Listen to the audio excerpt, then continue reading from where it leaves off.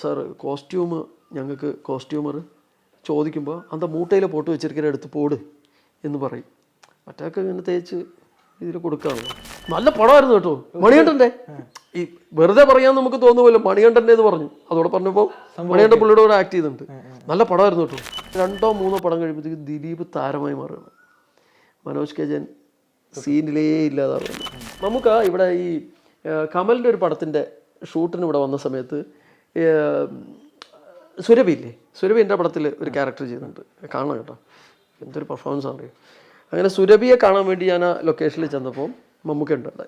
അപ്പോൾ ഊണൊക്കെ കഴിഞ്ഞിട്ട് ഇങ്ങനെ വന്നിരിക്കുകയാണ്. അപ്പോൾ ഞാൻ സുരഭിയെ കണ്ടിട്ട് ഇങ്ങനെ പോയാൽ എനിക്ക് ഹെസിറ്റേഷൻ ഉള്ള ആളാണ്, വെറുതെ ആളുകളോട് കയറി ഇങ്ങനെ സംസാരിക്കാൻ. അപ്പോൾ സുരഭി പറഞ്ഞു പരിചയപ്പെട്ടിട്ട് പോവല്ലേ ചോദിച്ചു. അങ്ങനെ മമ്മൂക്കയുടെ അടുത്ത് ചെന്നു. പരിചയപ്പെടുത്താൻ പോവാ.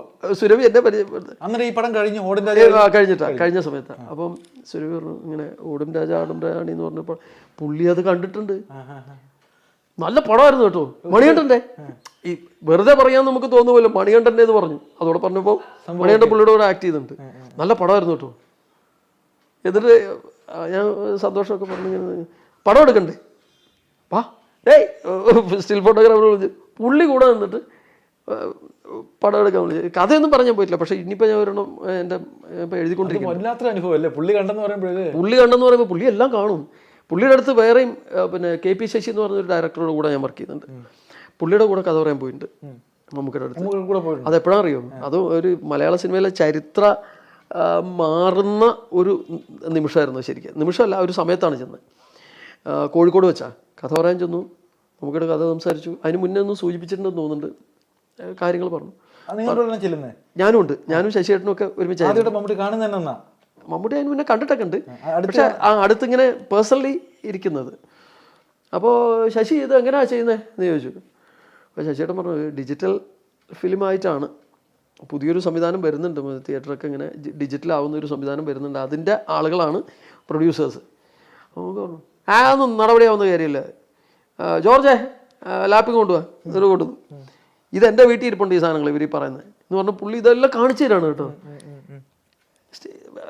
നമ്മൾ സെല്ലുലോയിഡ് തന്നെ മതി. മമ്മൂട്ടിയുടെ ഡേറ്റ് ഉണ്ടെന്ന് ആരോട് പറഞ്ഞാലും പ്രൊഡ്യൂസറെ കിട്ടും. ശശി അത് ശ്രമിക്കും. പക്ഷേ അത് കഴിഞ്ഞ് 1 2 സിനിമ കഴിഞ്ഞപ്പോഴത്തേക്കും മലയാള സിനിമ ഡിജിറ്റലായി മാറി. നമുക്കങ്ങനെ പറഞ്ഞെങ്കിലും പക്ഷെ പുള്ളി അന്ന് അപ്ഡേറ്റഡ് ആയിരുന്നു. എന്നിട്ട് മലയാള സിനിമ മൊത്തം മാറി. പിന്നെ മറ്റേ ശ്യാംപ്രസാദിൻ്റെ അകലെയോ ഏതൊരു സിനിമ ഉണ്ടായിരുന്നല്ലോ, ശ്യാംപ്രസാദിൻ്റെ ആ സിനിമയൊക്കെ വന്നപ്പോഴത്തേക്കും പിന്നെ ഡിജിറ്റലായി മാറുകയാണ്. കഥ പറഞ്ഞായിരുന്നോ പുള്ളി ശ്രദ്ധിക്കുന്നുണ്ടോ? പിന്നെ പുള്ളി ഷാർപ്പാണ് പുള്ളി. ഇപ്പോൾ അടുത്ത് പറഞ്ഞില്ലേ എന്നോട് ഡയറക്ടർ കഥ പറയുന്നതാണ് എനിക്കിഷ്ടം. കാരണം അയാളുടെ ഉള്ളിൽ ഒരു സിനിമ ഉണ്ടോയെന്ന് അറിയാൻ പറ്റും. അയാളുടെ ഉള്ളിൽ ഈ സിനിമ ഉണ്ടെങ്കിലേ അയാൾക്കത് ചെയ്യാൻ പറ്റുള്ളൂ.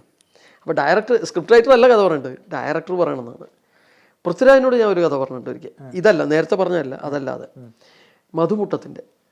മധുമുട്ടായിട്ട് എനിക്കൊരു പ്രൊജക്റ്റ് ഓർഗനൈസ് ചെയ്ത് വന്നിരുന്നു.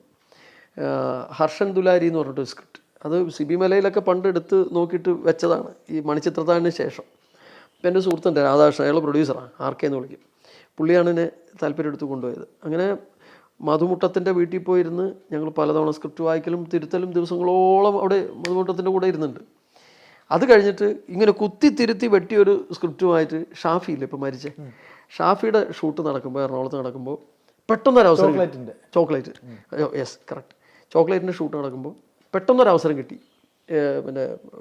മറ്റേ മല്ലിക സുകുമാരൻ ചേച്ചിയോട് സംസാരിച്ചപ്പോൾ വരാൻ പറഞ്ഞു. അപ്പോൾ ഒട്ടും പ്രിപ്പയർഡ് അല്ല. ഈ മധുമുട്ടം കുത്തി വെട്ടി തിരുത്തിയ സാധനം കൊണ്ട് വെറുതെ അത് വെച്ചിട്ട് സബ്ജക്റ്റ് പറയാമെന്ന് വിചാരിച്ചു വെറുതെ വിളിച്ച് പോവാണ്. ഇതേപോലെ സെറ്റിയിൽ അപ്പുറപ്പുറമുണ്ട്. പൃഥ്വിരാജ് വായിച്ചോളൂ എന്ന് പറഞ്ഞു. വായിക്കാൻ പറ്റണ്ടേ, ആകെ വെട്ടും തിരുത്തുമല്ലേ. ഞാൻ എൻ്റെ ഒരു നിലയ്ക്ക് ഞാനത് പറഞ്ഞ് അവസാനിപ്പിച്ചു. എന്ന് വെച്ചാൽ കുഴപ്പമില്ലാതെ പറഞ്ഞു. അപ്പോൾ പുള്ളി പറഞ്ഞു എനിക്കൊരു ഇത് കൺവിക്ഷൻ അത് സ്വാഭാവികം. കാരണം ആ സ്ക്രിപ്റ്റിന് അങ്ങനെ ചില പ്രശ്നങ്ങളുണ്ട്. അതുകൊണ്ടാണ് മോഹൻലാലൊക്കെ ഒരു കാലത്ത് അത് വിട്ടത്. മുമ്പ് CB മലയിലൊക്കെ ചെയ്യാനിരുന്നതെന്ന് പറഞ്ഞിട്ട് അതുകൊണ്ടും തന്നെ പറഞ്ഞിട്ട്, പക്ഷെ അത് വീണ്ടും ഒന്ന് എടുത്ത് പൊക്കാൻ വേണ്ടി എൻ്റെ കയ്യിൽ തന്നതാണ്.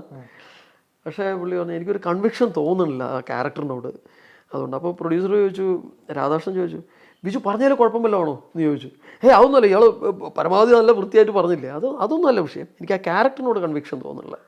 അതുകൊണ്ടാണ് നമുക്ക് പിന്നീട് ആലോചിക്കാം എന്ന് പറഞ്ഞാൽ അവിടെ നിന്ന് ഇറങ്ങി ടെൻഷൻ ഉണ്ടായിരുന്നു പുള്ളിയെ പറഞ്ഞ് മനസ്സിലാക്കാനുള്ള ഒരു ടെൻഷൻ ഉറപ്പല്ലേ. എന്ന് വെച്ചാൽ ഇപ്പോൾ ഞാൻ എഴുതിയൊരു സ്ക്രിപ്റ്റ് ആണെങ്കിൽ എനിക്ക് നല്ല കോൺഫിഡൻസ് മനസ്സിൽ കാണും കഥ. ഇപ്പോൾ ഓടും രാജ എനിക്കത് പറയാൻ യാതൊരു പ്രശ്നമില്ല. ഏതിലും പറയാം, സീൻ ടു സീൻ ക്യാരക്ടർ എനിക്ക് പറയാം. ഇത് പുള്ളി കൺസീവ് ചെയ്തൊരു സാധനം, പുള്ളി എഴുതിയൊരു സാധനം, പുള്ളി ഇല്ലാതെ. പക്ഷെ മധുമുട്ടാണോ അത് പറയുന്നതെങ്കിൽ ചിലപ്പോൾ അന്ന് ഒരു പക്ഷേ അത് വർക്കൗട്ട് ആവുകയും ചെയ്തു. പുള്ളി എങ്ങനെ പറയും, നല്ല രസമായിട്ട് കഥ പറയുന്ന ആളാണ്. പക്ഷെ എനിക്കത് ഒന്ന് ക്യാരി ചെയ്യാൻ പറ്റും. അങ്ങനെയൊക്കെയുള്ള അനുഭവങ്ങളുണ്ടെന്ന് പറയാം. ഈ പിടക്കോഴി നൂറ്റാണ്ടെന്ന് പറഞ്ഞാൽ ശൈശവ ദശയിലുള്ള പടമാണ്. അതെ, ഒരുപാട് പുതുമുഖ താരങ്ങളൊക്കെ ഉള്ള. അതിന്റെ എന്തെങ്കിലും ഓർമ്മയുണ്ടോ ഈ മനോജ് കെജന്റെ ഒക്കെ? അതിലൊരു അനുഭവം പറഞ്ഞാലേ അത് കോൺട്രവേഴ്സ്യൽ ആകുമെന്ന് എനിക്കറിയില്ല. എങ്കിലും ഞാൻ എപ്പോഴും സിനിമയെക്കുറിച്ച് ആലോചിക്കുമ്പോൾ ഞാൻ പലപ്പോഴും എഴുതിയിട്ടുണ്ട്. പറയാം, കുഴപ്പമില്ല. മനോജ് കെ ജയനാണ് നായകൻ, ഉർവശി നായിക. ദിലീപ്, നന്ദു, യദു, പിന്നെ മരിച്ചുപോയ നാദിർഷ ഉണ്ടോ എന്ന് സംശയമുണ്ട്, പിന്നെ അബിയൊക്കെ ഉണ്ട്. അപ്പോൾ ഇവരൊക്കെ ഒരു ഈ കാളികൂളി സംഘം എന്ന് പറയില്ല നമ്മൾ, അങ്ങനെയുള്ള ഈ ചെറുപ്പക്കാരുടെ ഒരു കാളികൂളി സംഘമാണ്. മനോജ് കെ ജയൻ താരം ആയിട്ട് മെയിൻ ലീഡ് ചെയ്യുന്നു. പിന്നെ ജഗതിയുണ്ട്, ജനാർദ്ദനുണ്ട്. നമ്മൾ ചേട്ടനൊക്കെ പെർഫോമൻസ് നമ്മൾ അതിശയത്തോടെ നോക്കി നിന്നുണ്ട് ഒരു മനുഷ്യനെ. അപ്പോൾ ഒരു ദിവസം ദിലീപും സംഘവും മറ്റേ തമ്പി സാറിൻ്റെ, വിജയ് തമ്പിയുടെ അടുത്ത് വന്നിട്ട് ഞാൻ പറയണം ഇങ്ങനെ, സാർ കോസ്റ്റ്യൂം ഞങ്ങൾക്ക് കോസ്റ്റ്യൂമർ ചോദിക്കുമ്പോൾ അന്ത മൂട്ടയിൽ പോട്ട് വെച്ചിരിക്കുന്ന എടുത്ത് പോട് എന്ന് പറയും. മറ്റൊക്കെ ഇങ്ങനെ തേച്ച് ഇതിൽ കൊടുക്കുകയാണല്ലോ. ഒന്നും ആയിട്ടില്ല കേട്ടോ. അങ്ങനെ ചാക്കിലിട്ട് കൊടുത്ത് ഇതേപോലെ ടീഷർട്ടൊക്കെയാണ് ഇട്ടിരിക്കുകയാണ്, എടുത്തിട്ടോളാം, സ്വയം എടുത്തിട്ടോളാം. അങ്ങനെ ഒരു പരാതി വന്ന് പറഞ്ഞു. ഇത് ഞാൻ അവിടെ സാക്ഷിയാണ്. ഇത് കഴിഞ്ഞ് ആ പടം ഇറങ്ങി. പിന്നെ ഒരു 2 or 3 പടം കഴിയുമ്പോഴത്തേക്കും മറ്റേ ഒരു ചട്ടുകാലിൻ്റെ ഒരു സംഗതി, ഒരു ആ പടമൊക്കെ വന്നു. അങ്ങനെ 2 or 3 പടം കഴിയുമ്പോഴത്തേക്കും ദിലീപ് താരമായി മാറുകയാണ്. മനോജ് കെ ജയൻ സീനിലേ ഇല്ലാതാവുകയാണ്. സിനിമ അങ്ങനെയാണല്ലോ അല്ലേ? ഒരു വെള്ളിയാഴ്ച നിങ്ങളുടെ എല്ലാത്തിനെയും തീരുമാനിക്കുന്ന ഒരു സാധനമാണ്. അത് കണ്ട ഒരു അനുഭവമുണ്ട്. ഞങ്ങളെ റൂമിൽ അസോസിയേറ്റ് സനലായിരുന്നു. റൂമിൽ തമ്പുരൂലാണ് താമസിച്ചിരുന്നത്. അവിടേക്കൊക്കെ ദിലീപ് വന്നിട്ട് കുറച്ചുകൂടി ഡയലോഗൊക്കെ ഒന്ന് എഴുതി ചേർക്കാനുള്ള സംവിധാനം ചെയ്ത സ്ഥലല്ലേ. ഞാൻ മറ്റേ സൈന്യം സിനിമയൊക്കെ ഷൂട്ട് നടക്കും, അവിടെ നിന്നൊക്കെ വന്നതാണ്. കുറച്ചുകൂടി ഒന്ന് ഇതിങ്ങനെ ചെയ്യണം എന്നൊക്കെ. ഇങ്ങനെയുള്ള ദിലീപ് പിന്നെ മലയാള സിനിമയുടെ നെടുന്തൂണാവുകയും ആരെന്ത് ചെയ്യണമെന്ന് തീരുമാനിക്കുകയും ചെയ്യുന്ന ഒരു പവർ സെൻ്ററായിട്ട് ദിലീപ് പിന്നീട് മാറും. അത് അയാളുടെ ഹാർഡ് വർക്ക് ഉണ്ട്. മറ്റ് കാര്യങ്ങളൊക്കെ മൈനസ് ചെയ്യാം, പക്ഷെ ഒരു വ്യക്തി എന്നുള്ള നിലയ്ക്ക്, ഒരു ആർട്ടിസ്റ്റ് എന്നുള്ള നിലയ്ക്ക് അങ്ങനെ ഹാർഡ് വർക്ക് ചെയ്തിട്ട് അയാൾ ആ ഒരു പൊസിഷനിലേക്ക് എത്തുകയാണ്. വിയോജിപ്പുള്ള ഒരുപാട് കാര്യങ്ങൾ വേറെ ഉണ്ട്, അതൊക്കെ ഉണ്ട്, ഞാൻ അതിലേക്ക് പോകുന്നില്ല. പക്ഷേ ഞാൻ എൻ്റെ കണ്ടില്ല സിനിമ അങ്ങനെയാണ്. മനോജ് കെ ജയൻ എവിടെ, ദിലീപ് എവിടെ, ഇപ്പോൾ ദിലീപ് എവിടെ?